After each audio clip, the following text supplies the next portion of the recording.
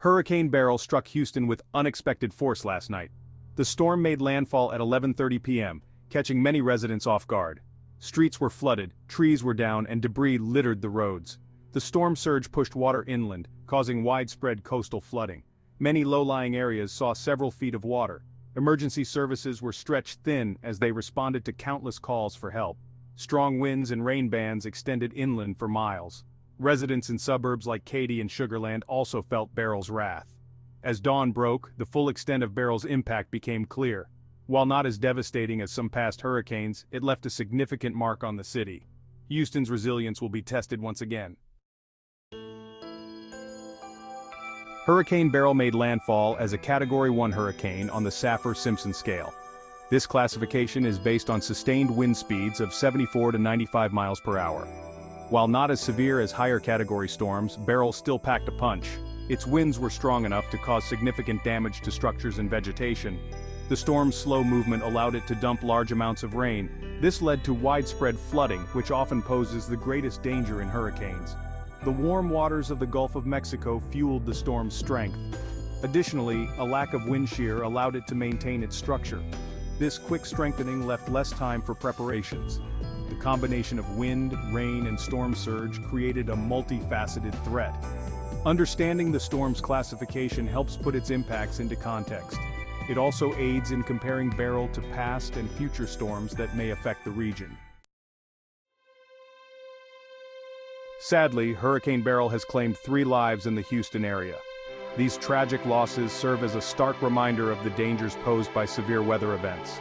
The first fatality occurred when a tree fell on a car during the height of the storm.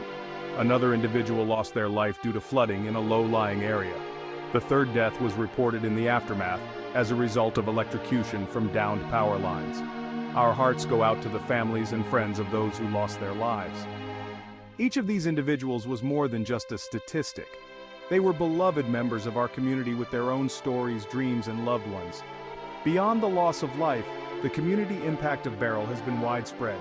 Thousands of residents have been displaced from their homes due to flooding or structural damage. Local shelters are at capacity, housing those who have nowhere else to go.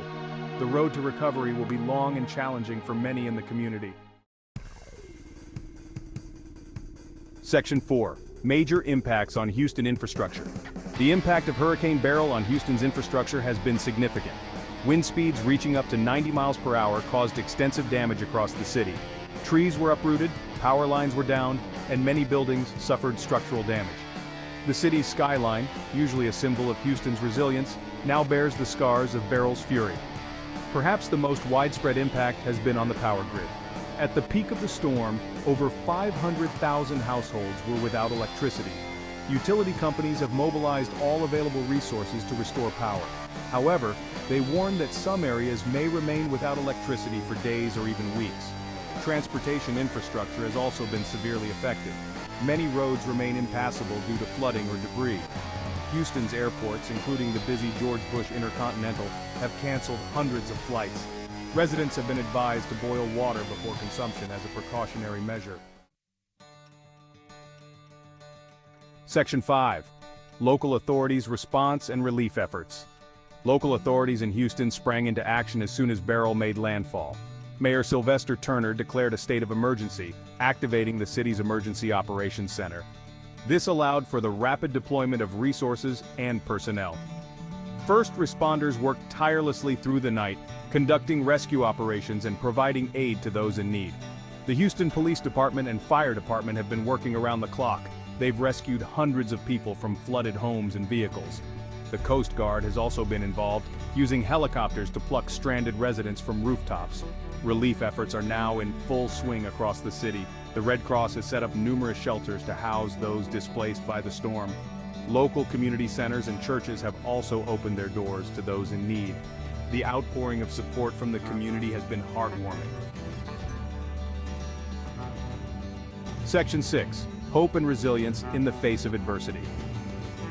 As Houston begins to pick up the pieces in the wake of Hurricane Beryl, a sense of hope and resilience emerges. This is not the first time the city has faced such a challenge. The memories of Hurricane Harvey in 2017 are still fresh in many minds. Yet, each time Houston has faced adversity, it has come back stronger.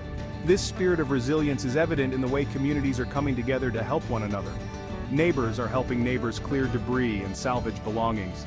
Local businesses, despite their own losses, are donating supplies and services to those in need. Volunteer groups have mobilized quickly, offering everything from cleanup assistance to emotional support. The road ahead will not be easy. Many families face the daunting task of rebuilding their homes and lives. As the cleanup begins and the rebuilding starts, one thing is clear: Houston's spirit remains unbroken.